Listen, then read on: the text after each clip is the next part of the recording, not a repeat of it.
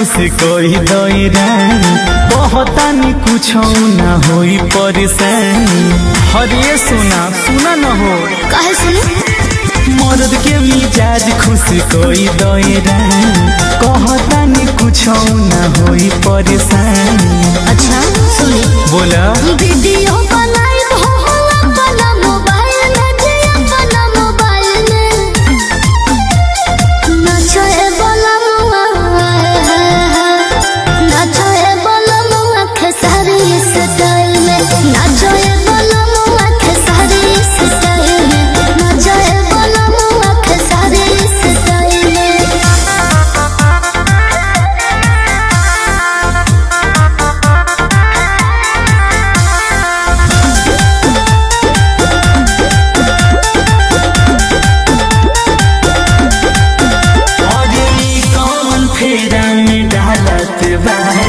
कहिया के बदला निकालत बाहर ऐसे काहे करे तारू। हमार बात सुनी तो हो थोड़ा मस्ती मजाक कोई कोरी बोलो एमे मेहरे से कवना बात के सोरो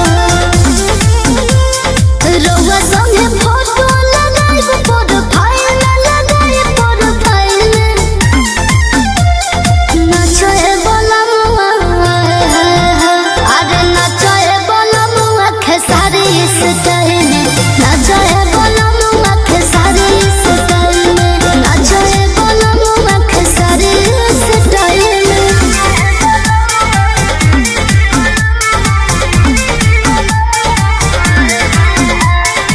म्यूजिक बाय आर्या शर्मा।